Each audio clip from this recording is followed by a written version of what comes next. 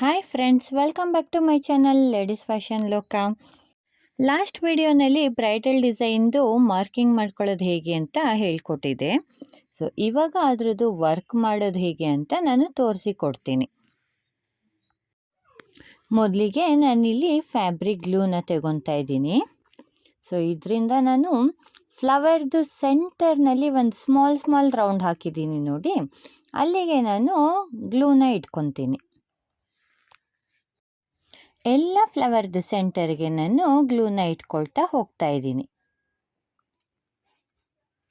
So ನಾವು ಯಾವುದೇ ರೀತಿಯ ಕುಂದನನ ಅಂಟಿಸ್ಕೊಳ್ಬೇಕಂದ್ರೆ ಇದೇ ರೀತಿ ನಾವು ಗ್ಲೂನ ಇಟ್ಕೊಳ್ಬೇಕು. ಸೊ ಫ್ಯಾಬ್ರಿಕ್ ಗ್ಲೂ ಇದ್ರೆ ಇಟ್ಕೊಳ್ಬೋದು, ಇಲ್ಲ ಫೆವಿಕಾಲ್ ಕೂಡ ಇಟ್ಟರೆ ನಡೆಯುತ್ತೆ. ಪೂರ್ತಿ ಗ್ಲೂ ಎಲ್ಲ ಹಾಕಿ ಆದಮೇಲೆ ನೋಡಿ, ನಾನು ಈ ರೀತಿ ಕುಂದನ್ ತಗೊಂಡಿದ್ದೀನಿ. ವೈಟ್ ಕಲರ್ದು ಕುಂದನ್ ತಗೊಂಡಿದ್ದೀನಿ. ಸೊ ಇದು ತುಂಬ ಸ್ಮಾಲ್ ಆಗಿಲ್ಲ, ಸ್ವಲ್ಪ ಮೀಡಿಯಮ್ ಸೈಜ್ ಇದೆ. ಸೊ ಇದನ್ನು ಇಲ್ಲಿ ಎಲ್ಲೆಲ್ಲಿ ನಾನು ಗ್ಲೂ ಇಟ್ಟಿದ್ದೀನಿ ಅಲ್ಲೆಲ್ಲ ನಾನು ಸ್ಟಿಕ್ ಮಾಡ್ತೀನಿ. ನೀವು ಇದನ್ನು ಕೈಯಿಂದ ಬೇಕಂದ್ರೂ ಸ್ಟಿಕ್ ಮಾಡ್ಬೋದು, ಇಲ್ಲ ಅಂದರೆ ನೀಡಲ್ ಸಹಾಯದಿಂದ ಸ್ಟಿಕ್ ಮಾಡ್ಬೋದು. ನಾನು ಕಳೆದ ವಿಡಿಯೋನಲ್ಲಿ ನೀಡಲ್ ಸಹಾಯದಿಂದ ಹೇಗೆ ಕುಂದನ ಎತ್ಕೊಳ್ಳೋದಂತ ಹೇಳ್ಕೊಟ್ಟಿದ್ದೀನಿ. ಸೊ ಆ ವಿಡಿಯೋ ನೋಡಿ. ಇವಾಗ ಫ್ಲವರ್ ಮೇಲೆ ಇಟ್ಟು ಆಗಿದೆ. ಇಲ್ಲಿ ಕಟ್ ವರ್ಕ್ದು ಶೇಪ್ ತಗೊಂಡಿದ್ದೀವಲ್ಲ, ಅಲ್ಲಿಗೆ ನಾನು ಸಿಲ್ಕ್ ಥ್ರೆಡ್ಡಿಂದ ಫಿಲ್ ಮಾಡ್ಕೊಳ್ತೀನಿ. ನೋಡಿ, 2 ಎಳೆ ದಾರ ತಗೊಂಡಿದ್ದೀನಿ ಸಿಲ್ಕ್ ಥ್ರೆಡ್ಡು. ಇದರಿಂದ ನಾನು ಸ್ಮಾಲ್ ಚೈನ್ ಹಾಕೊಂಡು ಹೋಗ್ತೀನಿ. ಸೊ ನಾವು ಯಾವ ಶೇಪಲ್ಲಿ ಕುಟ್ಕೊಂಡಿದ್ದೀವಿ ಅದೇ ಶೇಪಲ್ಲಿ ಹಾಕೊಳ್ತಾ ಹೋಗ್ತೀನಿ. ಇಲ್ಲಿ ಚೈನ್ ಸ್ಟಿಚ್ನ ತುಂಬ ದೊಡ್ಡದಾಗಿ ಹಾಕೊಳ್ಳಿಕ್ಕೆ ಹೋಗಬಾರ್ದು, ತುಂಬ ಪುಟ್ಟದಾಗೆ ಹಾಕ್ಕೊಳ್ಬೇಕು. ಸೊ ಸ್ಮಾಲಾಗಿ ಹಾಕೊಂಡಷ್ಟು ನೋಡೋದಕ್ಕೆ ಚೆನ್ನಾಗಿ ಕಾಣಿಸುತ್ತೆ. ಕೆಲವೊಬ್ಬರು ಬಿಗಿನರ್ಸ್ ಏನು ಮಾಡಿಬಿಡ್ತಾರೆ ಅಂದರೆ, ಬೇಗ ಆಗಲಿ ಅಂತ ದೊಡ್ಡ ಸ್ಟಿಚಸ್ ಹಾಕ್ಕೊಂಡು ಹೋಗ್ಬಿಡ್ತಾರೆ. ಸೊ ಅದು ನೋಡೋದಕ್ಕೆ ನೀಟಾಗಿ ಕಾಣಿಸೋದಿಲ್ಲ. ಸೊ ಪೂರ್ತಿ ಲೈನು ಇದೇ ರೀತಿ ಸ್ಮಾಲ್ ಸ್ಟಿಚ್ ಹಾಕ್ಕೊಂಡು ಹೋಗ್ತೀನಿ. ನೋಡಿ, ಪೂರ್ತಿ ಲೈನ್ ಕಂಪ್ಲೀಟ್ ಆಗಿದೆ. ಇವಾಗ ಅದ್ರ ಮೇಲ್ಗಡೆ ಇನ್ನೂ ಒಂದು ಲೈನು ಚೈನ್ ಸ್ಟಿಚ್ನ ಹಾಕ್ಕೊಳ್ತಾ ಇದ್ದೀನಿ. ಸೊ ನಾವು 2 ಸಾರಿ ಚೈನ್ ಸ್ಟಿಚ್ನ ಹಾಕ್ಕೊಳ್ಬೇಕು. ಸೊ ಆವಾಗ ನಮಗೆ ಸ್ಟಿಚಿಂಗ್ ಮಾಡುವಾಗ ನಮಗೆ ಸ್ಟಿಫಾಗಿ ಕೂತಿರುತ್ತೆ. ಕಾಮನಾಗಿ ಈ ಲೈನನ್ನ ಎಲ್ಲರೂ ಜರಿ ಥ್ರೆಡ್ಡಿಂದ ಹಾಕ್ಕೊಳ್ತಾರೆ. ಸೊ ಜರಿ ಥ್ರೆಡ್ ಬೇಡ ಅನ್ನೋರು ಸಿಲ್ಕ್ ಥ್ರೆಡ್ಡಿಂದ ಹಾಕ್ಸ್ಕೊಳ್ತಾರೆ. ಈ ಬ್ಲೌಸಿಗೆ ನಾನು ಸಿಲ್ಕ್ ಥ್ರೆಡ್ಡಿಂದ ಚೈನ್ ಸ್ಟಿಚ್ನ ಹಾಕ್ಕೊಳ್ತಾ ಇದ್ದೀನಿ. ಸೊ ಮೊದಲು ನಾವು ಎಲ್ಲಿಂದ ಸ್ಟಾರ್ಟ್ ಮಾಡಿ ಎಲ್ಲಿವರೆಗೂ ಎಂಡ್ ಮಾಡ್ಕೊಂಡಿದ್ವಿ ಅದೇ ರೀತಿ ಸೆಕೆಂಡ್ ಲೈನ್ನ ಕೂಡ ನಾವು ಪೂರ್ತಿ ಕಂಪ್ಲೀಟ್ ಮಾಡ್ಕೊಳ್ತಾ ಹೋಗಬೇಕು. ನೋಡಿ, ಪೂರ್ತಿ ಆಗಿದ್ದು ಮುಗ್ದಿದೆ. ಇವಾಗ ಒಂದು ಲೈನು ಶುಗರ್ ಬೀಡನ್ನ ಆ್ಯಡ್ ಮಾಡ್ಕೊಳ್ತೀನಿ. ಶುಗರ್ ಬೀಡನ್ನ 2 ಬೀಡಿಗೆ ಒಂದು ಸ್ಟಿಚ್ ಹಾಕ್ಕೊಳ್ತಾ ಹೋಗಬೇಕು. ಸೊ ಯಾವುದೇ ಕಾರಣಕ್ಕೂ ನೀವು 3 ಅಥವಾ 4 ಬೀಡಿಗೆ ಒಂದು ಸ್ಟಿಚ್ನ ಹಾಕ್ಕೊಳ್ಳಿಕ್ಕೆ ಹೋಗಬೇಡಿ. ಸೊ ಅದು ನೀಟಾಗಿ ಬರೋದಿಲ್ಲ. ನಾನು ಸುಮಾರು ಕಡೆ ನೋಡಿರೋ ಹಾಗೆ ಸ್ಟಾರ್ಟಿಂಗ್ ಅಂದರೆ ಬಿಗಿನರ್ಸು ಅವಾಗ ತಾನೇ ಪ್ರಾಕ್ಟೀಸ್ ಮಾಡ್ತಾ ಇರ್ತಾರಲ್ಲ, ಅವರಿಗೆ ತುಂಬ ಪೇಷನ್ಸ್ ಇರೋದಿಲ್ಲ. ಸೊ ಒಟ್ಟೊಟ್ಟಿಗೆ 3, 4 ಈ ರೀತಿ ಬೀಡನ್ನ ಆ್ಯಡ್ ಮಾಡಿಕೊಂಡು ಒಂದು ಸ್ಟಿಚ್ ಹಾಕ್ಕೊಳ್ತಾರೆ. ಸೊ ಅದಕ್ಕೋಸ್ಕರ ನಾನು ಹೇಳ್ತಾ ಇದ್ದೀನಿ, 2 ಬೀಡಷ್ಟೇ ಹಾಕ್ಕೊಳ್ಳಿ, ನಿಮಗೆ ಅದು ಲೇಟ್ ಆದ್ರೂ ಪರವಾಗಿಲ್ಲ. ಸೊ ನೋಡಿ, ಒಂದು ಲೈನು ಪೂರ್ತಿ ಕಂಪ್ಲೀಟ್ ಆಗಿದೆ. ಇವಾಗ ಮೇಲ್ಗಡೆ ಒಂದು ಸ್ಟ್ರೈಟ್ ಲೈನ್ ಏನು ಹಾಕ್ಕೊಂಡಿದ್ದೆ, ಸೊ ಅಲ್ಲಿಗೆ ನಾನು ಶುಗರ್ ಬೀಡಿಂದ ಒಂದು ಸ್ಟ್ರೈಟ್ ಲೈನ್ನ ಹಾಕ್ಕೊಳ್ತಾ ಇದ್ದೀನಿ. ಇಲ್ಲಿ ಕೂಡ ನಾನು 2 ಶುಗರ್ ಬೀಡಿಗೆ ಒಂದು ಸಾರಿ ಸ್ಟಿಚ್ ಹಾಕ್ಕೊಳ್ತಾ ಇರುವಂಥದ್ದು. ಇದೇ ರೀತಿ ಪೂರ್ತಿ ಲೈನನ್ನು ನಾವು ಕಂಪ್ಲೀಟ್ ಮಾಡ್ಕೊಳ್ತಾ ಹೋಗಬೇಕು.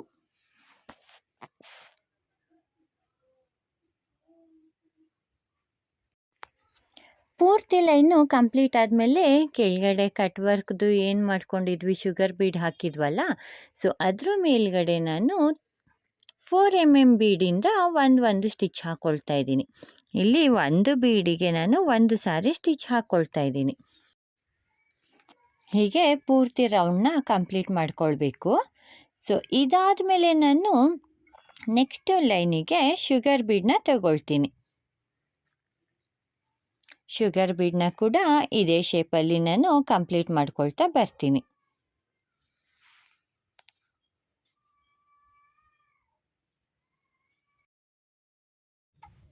ಇಲ್ಲಿ 1 ರೌಂಡ್ ಶುಗರ್ ಬೀಡು ಕಂಪ್ಲೀಟ್ ಆದಮೇಲೆ ನಾನು ಏನು ಮಾಡ್ತೀನಿ ಅಂದರೆ ಸಿಲ್ಕ್ ಥ್ರೆಡ್ನ ತಗೊಳ್ತೀನಿ. ಈ ಸಿಲ್ಕ್ ಥ್ರೆಡ್ದು ಕಲರು ಸ್ಯಾರಿ ಕಲರ್ ಆಗಿರುತ್ತೆ. ಸೊ ಇದನ್ನು ನಾನು 6 ಎಳೆ ದಾರನ ತಗೊಂಡಿದ್ದೀನಿ. 6 ಎಳೆನ ನಾರ್ಮಲ್ ನೀಡಲ್ಗೆ ಹಾಕ್ಕೊಂಡಿದ್ದೀನಿ. ಸೊ ಅದು ಡಬಲ್ ಮಾಡಿಕೊಂಡಾಗ ನಮಗೆ 12 ಎಳೆ ದಾರ ಆಗುತ್ತೆ. ನಾನಿಲ್ಲಿ ನೀಡಲ್ನ ತುಂಬ ದೊಡ್ಡದು ತಗೊಳ್ಳೋದಿಲ್ಲ. ಸೊ ಈ ಏಮಿಂಗ್ ನೀಡಲ್ ಥರ ಇರುತ್ತಲ್ಲ ಅಷ್ಟು ಸೈಜ್ದು ನೀಡಲ್ನ ಮಾತ್ರ ತಗೊತೀನಿ. ಸೊ ಅದರಲ್ಲಿ ಕಣ್ಣು ಸ್ವಲ್ಪ ದೊಡ್ಡದಿರುವಂಥದ್ದನ್ನ ತಗೊಳ್ತೀನಿ. ಸೊ ಆವಾಗ ಆ ನೀಡಲಿಗೆ ನಾವು 6 ಎಳೆ ದಾರನ ಆರಾಮವಾಗಿ ಪೋಣಿಸ್ಬೋದು. 8 ಎಳೆ ದಾರ ಕೂಡ ಪೋಣಿಸ್ಬೋದು. ನೋಡಿ ಈ ರೀತಿ ನಾನು ಶುಗರ್ ಬೀಡ್ ಪಕ್ಕದಲ್ಲಿ ಫ್ರೆಂಚ್ ನಾಟ್ನ ಹಾಕ್ಕೊಳ್ತಾ ಬರ್ತೀನಿ. ಸೊ ನಾನಿಲ್ಲಿ ಗ್ರೀನ್ ಕಲರು ಮತ್ತು ಗೋಲ್ಡ್ ಕಲರು, ಸೊ 2 ಕಲರ್ ಥ್ರೆಡ್ನ ತಗೊಂಡಿದ್ದೀನಿ.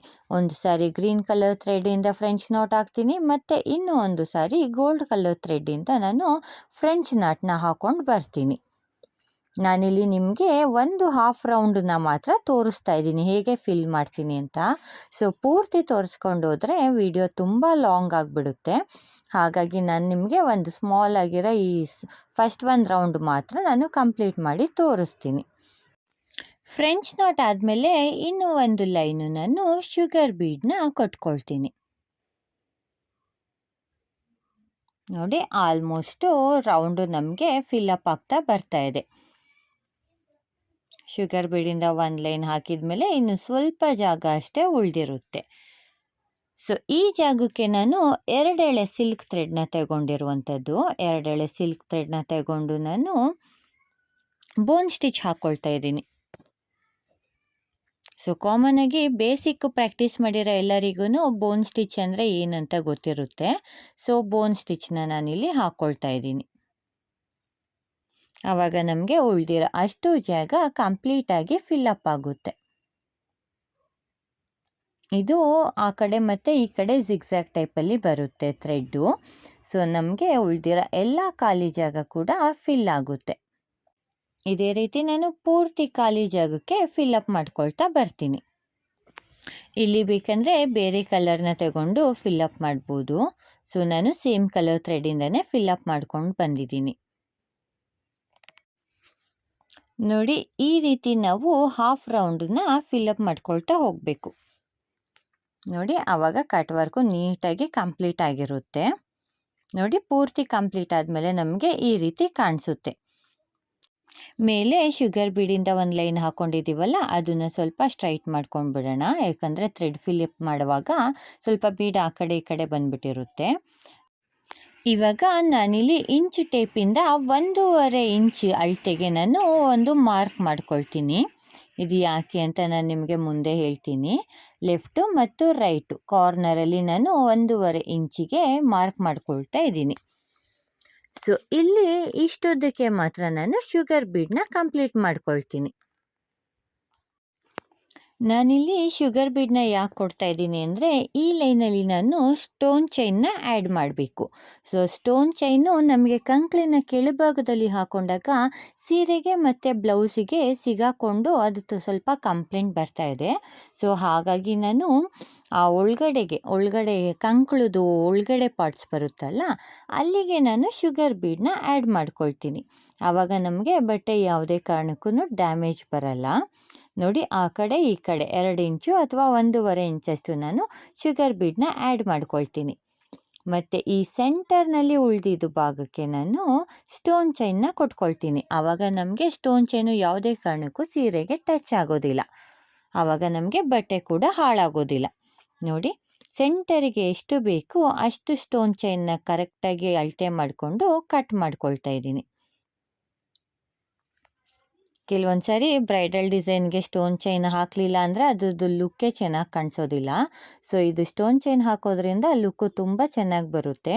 ಮತ್ತು ಪೂರ್ತಿ ಹಾಕೋಕ್ಕಾಗಲ್ಲ ಅಂದಾಗ ನಾವು ಈ ರೀತಿ ಎಡ್ಜಲ್ಲಿ ಶುಗರ್ ಬೀಡನ್ನ ಹಾಕ್ಕೊಂಡು ಸೆಂಟರ್ನಲ್ಲಿ ನಾವು ಸ್ಟೋನ್ ಚೈನ್ನ ಹಾಕ್ಕೊಳ್ಬೇಕು. ನೋಡಿ ಸ್ಟೋನ್ ಚೈನು ಹಾಕಿದಾಗಿದೆ. ಸೊ ಇವಾಗ ಅದ್ರ ಮೇಲ್ಗಡೆ ಇನ್ನೂ ಒಂದು ಲೈನು ನಾನು ಶುಗರ್ ಬೀಡಿಂದ ಕಂಪ್ಲೀಟ್ ಮಾಡ್ಕೊಳ್ತೀನಿ.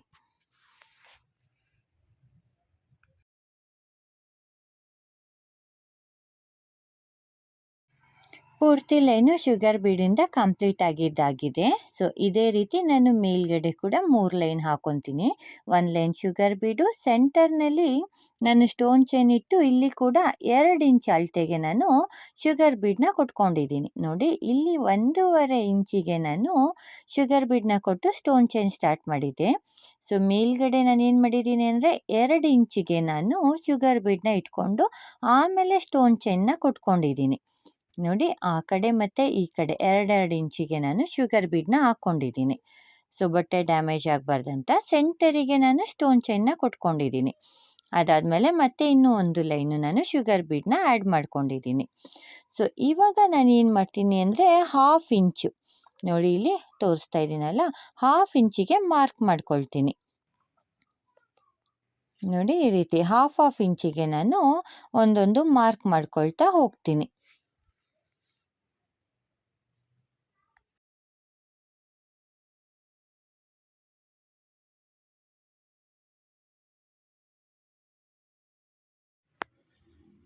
ಸೊ ಪೂರ್ತಿ ಮಾರ್ಕ್ ಮಾಡ್ಕೊಂಡಾದ್ಮೇಲೆ ಮೇಲ್ಗಡೆ ಕೂಡ ನಾನು ಅದೇ ರೀತಿ 1/2 ಇಂಚಿಗೆ ಒಂದೊಂದು ಮಾರ್ಕ್ ಮಾಡ್ಕೊಳ್ತೀನಿ. ಸೊ ಇದನ್ನು ನೀವು ಮೊದಲೇ ಡಿಸೈನ್ನ ಟ್ರೇಸ್ ಮಾಡ್ಕೊಂಡಿದ್ರೆ ನಮಗೆ ಇಲ್ಲಿ ಮಾರ್ಕ್ ಮಾಡ್ಕೊಳ್ಬೇಕಾಗಿರೋದಿಲ್ಲ. ನೋಡಿ, 1/2 ಇಂಚಿಗೆ ನಾನು ಮಾರ್ಕ್ ಮಾಡಿಕೊಂಡು ಒಂದು ಕ್ರಾಸ್ ಲೈನ್ ಹಾಕ್ಕೊಂಡಿರ್ತೀನಿ. ಇದು ನಮಗೆ ಡೈಮಂಡ್ ಶೇಪ್ ಬಾಕ್ಸಲ್ಲಿ ಬಂದಿರುತ್ತೆ.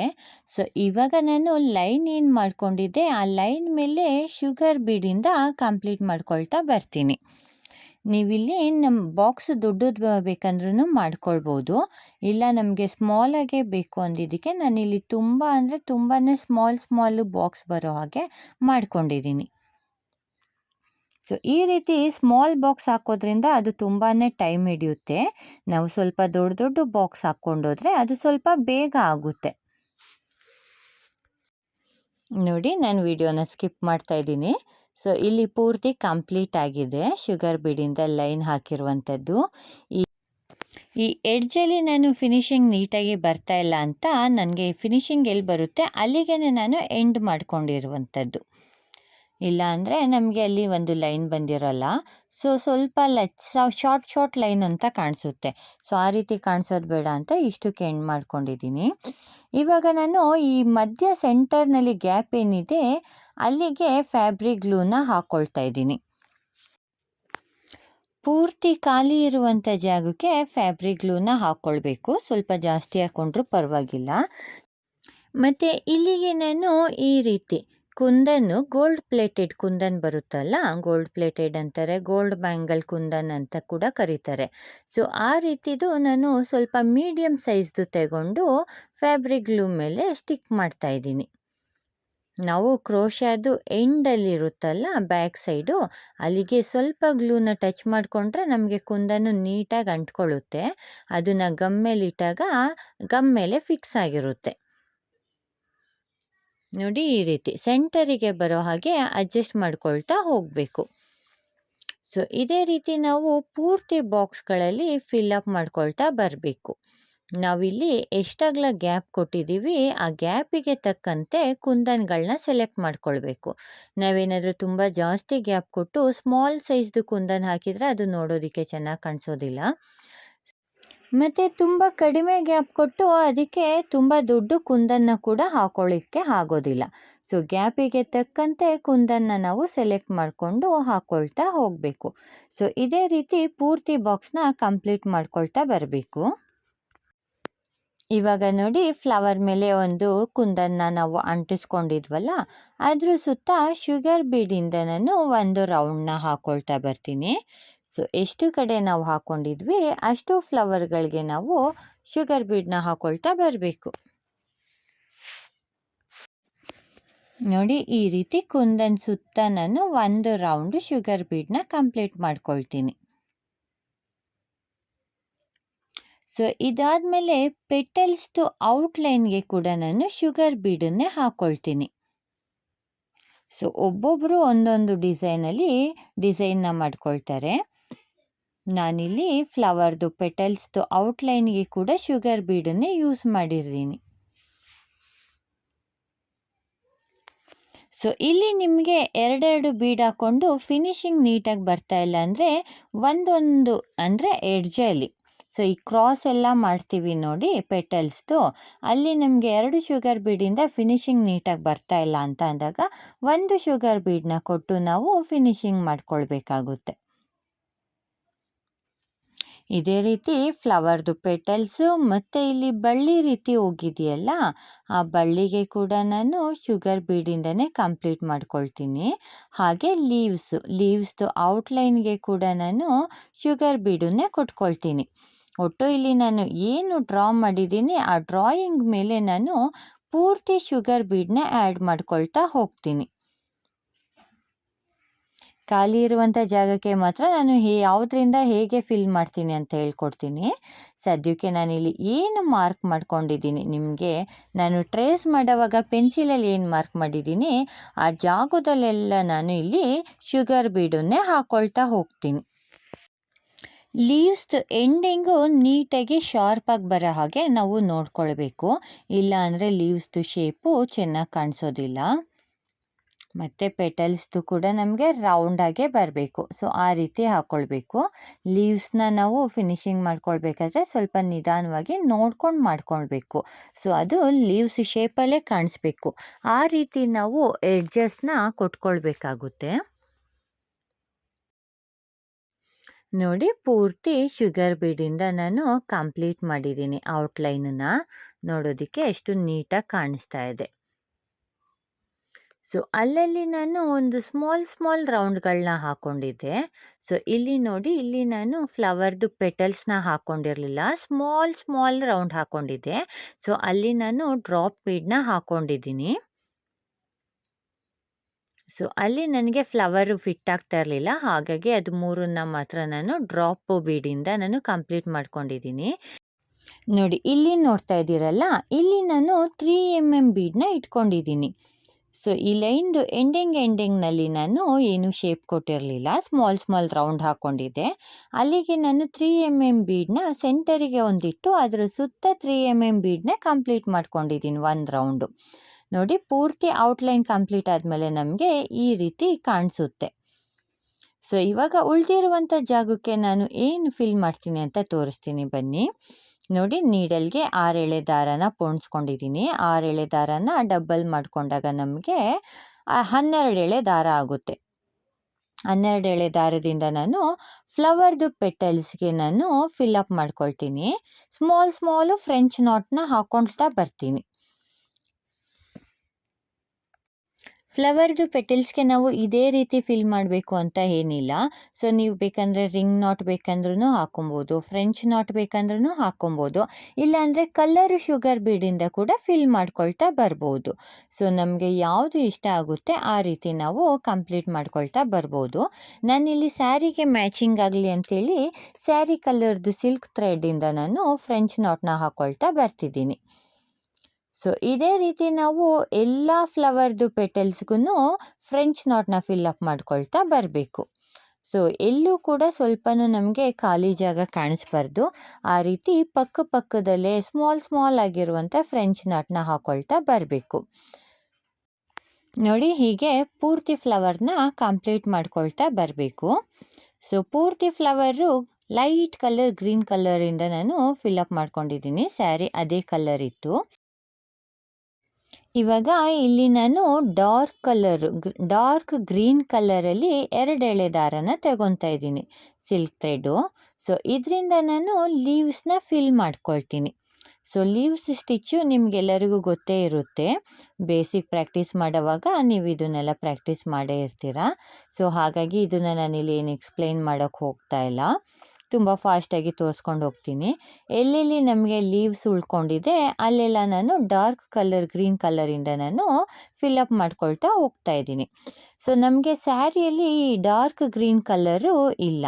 ಸೊ ನಾನಿಲ್ಲಿ ಕಾಂಬಿನೇಷನ್ಗೆ ಸೆಟ್ ಆಗಲಿ ಅಂತ ಎಕ್ಸ್ಟ್ರಾ ಈ ಗ್ರೀನ್ ಕಲರ್ ಥ್ರೆಡ್ನ ನಾನು ತಗೊಂಡಿದ್ದೀನಿ. ಸ್ಯಾರಿ ಪೂರ್ತಿ ಲೈಟ್ ಕಲರ್ ಗ್ರೀನಿಂದ ಇದೆ ಮತ್ತು ಬಾರ್ಡರು ಇದು ಏನು ಹೇಳ್ತಾರೆ ಕಲ್ಲರು, ನಿಮಗೆ ಇಲ್ಲಿ ಕಲರ್ ಅಷ್ಟು ನೀಟಾಗಿ ಕಾಣಿಸ್ತಾ ಇಲ್ಲ. ಕಲರ್ ಇಲ್ದು ಲ್ಯಾವೆಂಡರ್ ಕಲರ್ ಇದೆ. ಸೊ ಬ್ಲೌಸು ಲ್ಯಾವೆಂಡರ್ ಕಲರ್ ಇರೋದ್ರಿಂದ ನಾನಿಲ್ಲಿ ಲ್ಯಾವೆಂಡರ್ ಕಲರ್ದು ಏನೂ ಯೂಸ್ ಮಾಡ್ತಾ ಇಲ್ಲ ವರ್ಕಲ್ಲಿ. ಸೊ ನಾನಿಲ್ಲಿ ಲೀವ್ಸ್ಗಳನ್ನ ಮಾತ್ರ ಡಾರ್ಕ್ ಕಲರ್ ಗ್ರೀನ್ ಕಲರ್ ಥ್ರೆಡ್ಡಿಂದ ನಾನು ಫಿಲ್ ಅಪ್ ಮಾಡ್ತಾ ಹೋಗ್ತಾ ಇದ್ದೀನಿ. ಅಲ್ಲಲ್ಲಿ ಒಂದೊಂದು ಲೀವ್ಸಿಗೆ ಮಾತ್ರ ನಾನು ಶುಗರ್ ಬೀಡಿಂದ ಫಿಲ್ ಅಪ್ ಮಾಡ್ಕೊಂಡಿದ್ದೀನಿ. ಮತ್ತು ಉಳಿದಿರುವಂಥ ಜಾಗಕ್ಕೆ ನಾನು ಒಂದೊಂದು 3mm ಬೀಡನ್ನ ಆ್ಯಡ್ ಮಾಡ್ಕೊಂಡಿದ್ದೀನಿ. ಮತ್ತು ಓವಲ್ ಶೇಪ್ದು ಗೋಲ್ಡ್ ಪ್ಲೇಟೆಡ್ ಕುಂದನ್ ಇರುತ್ತೆ. ಸೊ ಅದನ್ನು ಅಲ್ಲಲ್ಲಿ ನಾನು ಮ್ಯಾಚ್ ಆಗೋ ಹಾಗೆ ಸ್ಟಿಕ್ ಮಾಡ್ಕೊಂಡಿದ್ದೀನಿ. ಫ್ಯಾಬ್ರಿಕ್ ಗ್ಲೂ ಹಾಕಿ ಅಂಟಿಸ್ಕೊಂಡಿದ್ದೀನಿ.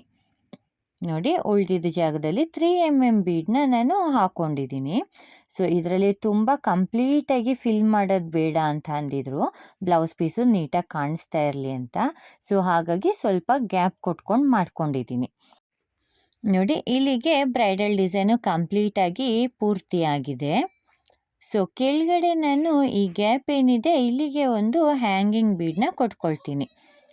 ಸೊ ಹ್ಯಾಂಗಿಂಗ್ ಬೀಡು ತುಂಬ ಉದ್ದ ಬೇಡ ಅಂತಂದಿದ್ದಾರೆ. ಹಾಗಾಗಿ ಒಂದು ಸಿಂಗಲ್ ಬೀಡ್ ಬರುತ್ತಲ್ಲ, ಆ ರೀತಿ ಸಿಂಗಲ್ ಬೀಡನ್ನ ನಾನು ಇಲ್ಲಿ ಹ್ಯಾಂಗಿಂಗ್ ಅಂತ ಕೊಟ್ಕೊಂಡಿದ್ದೀನಿ. ಸೊ ಇದೇ ರೀತಿ ನಾನು ನೆಕ್ ಡಿಸೈನ್ನ ಕೂಡ ಮಾಡ್ಕೊಂಡಿದ್ದೀನಿ. ನೆಕ್ ಡಿಸೈನ್ಗೆ ನಾನು ಪೂರ್ತಿ ಸೇಮ್ ಬ್ಲೌಸ್ದು ಡಿಸೈನ್ ತಗೊಂಡಿಲ್ಲ. ಒಂದು ಫ್ಲವರು ಮತ್ತು 3 ಲೀವ್ಸ್ ಬರೋ ಹಾಗೆ ನಾನು ಡಿಸೈನ್ನ ಮಾಡ್ಕೊಂಡಿದ್ದೀನಿ. ಪಾಟ್ ನೆಕ್ ಶೇಪ್ ಕೊಟ್ಟಿದ್ದೀನಿ.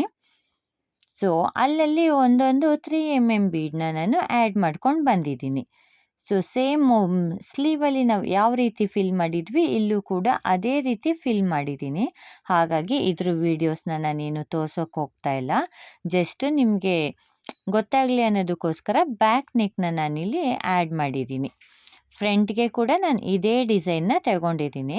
ಮತ್ತು ಬ್ಲೌಸ್ದು ಬಾಡಿಗೆ ನಾನಿಲ್ಲಿ ಏನೂ ಡಿಸೈನ್ ಮಾಡಿಲ್ಲ. ಯಾಕಂದರೆ ಸ್ಲೀವು ತುಂಬ ಗ್ರ್ಯಾಂಡಾಗಿ ಕಾಣಿಸೋದ್ರಿಂದ ಬಾಡಿ ಪೂರ್ತಿ ನಾವು ಕಂಪ್ಲೀಟ್ ಮಾಡಬೇಕಾಗಿರೋ ನೆಸೆಸಿಟಿ ಇರೋದಿಲ್ಲ. ಬಾಡಿಗೆ ನೆಕ್ಕಿಗೆ ಮಾತ್ರ ಕಂಪ್ಲೀಟ್ ಮಾಡಿಕೊಂಡ್ರೆ ನಾವು ಸಾಕಾಗುತ್ತೆ. ನಿಮಗೆ ಬೇಕು ಅಂದರೆ ಅಲ್ಲಲ್ಲಿ ಒಂದೊಂದು ಬುಟ್ಟ ಇಟ್ಕೊಳ್ಬೋದು. ಸೊ ತುಂಬ ಜನ ಜಾಸ್ತಿ ಸ್ಲೀವ್ ಗ್ರ್ಯಾಂಡಾಗಿದ್ದಾಗ ಬೆನ್ನಿನ ಬಾಡಿ ಸ್ವಲ್ಪ ಖಾಲಿ ಇರಲಿ ಅಂತ ಇಷ್ಟಪಡ್ತಾರೆ. ಹಾಗಾಗಿ ನಾನಿಲ್ಲಿ ಬಾಡಿಗೆ ಯಾವುದೇ ವರ್ಕ್ ಮಾಡಿಲ್ಲ. ಮತ್ತು ನಾನು ಈ ಡಿಸೈನಿಗೆ ಲಟ್ಕನ್ಗೆ ಈ ರೀತಿ ನಾನು ವರ್ಕ್ ಮಾಡಿರುವಂಥದ್ದು. ಸೊ ಫ್ಲವರ್ ಶೇಪಲ್ಲಿ ಲಟ್ಕನ್ನ ಹಾಕ್ಕೊಂಡು ಹೋದರೆ ನೋಡೋದಕ್ಕೆ ಅದಷ್ಟು ಚೆನ್ನಾಗಿ ಕಾಣಿಸೋದಿಲ್ಲ. ಹಾಗಾಗಿ ಈ ಶೇಪ್ನ ಕೊಟ್ಕೊಂಡಿದ್ದೀನಿ. ಸೊ ಫ್ರೆಂಡ್ಸ್, ಈ ಡಿಸೈನ್ ನಿಮಗೆ ಇಷ್ಟ ಆದರೆ ಒಂದು ಲೈಕ್ ಕೊಡೋದನ್ನು ಮರಿಬೇಡಿ. ಹಾಗೆ ಯಾರೆಲ್ಲ ನನ್ನ ಚಾನೆಲ್ನ ಸಬ್ಸ್ಕ್ರೈಬ್ ಮಾಡದೆ ನೋಡ್ತಾ ಇದ್ದೀರಾ, ದಯವಿಟ್ಟು ಒಂದು ಸಬ್ಸ್ಕ್ರೈಬ್ ಮಾಡ್ಕೊಂಡು ನೋಡಿ. ಮತ್ತು ನನ್ನ ಎಲ್ಲ ವೀಡಿಯೋಸ್ನ ನೋಟಿಫಿಕೇಷನ್ಗಾಗಿ ಬೆಲ್ ಐಕಾನ್ನ ಪ್ರೆಸ್ ಮಾಡೋದನ್ನು ಮರಿಬೇಡಿ. ಸೊ ನೆಕ್ಸ್ಟ್ ವೀಡಿಯೋಸ್ನಲ್ಲಿ ಮತ್ತೆ ಇದೇ ರೀತಿ ಸಿಗೋಣ. ಅಲ್ಲಿವರೆಗೂ ಟೇಕ್ ಕೇರ್ ಫ್ರೆಂಡ್ಸ್.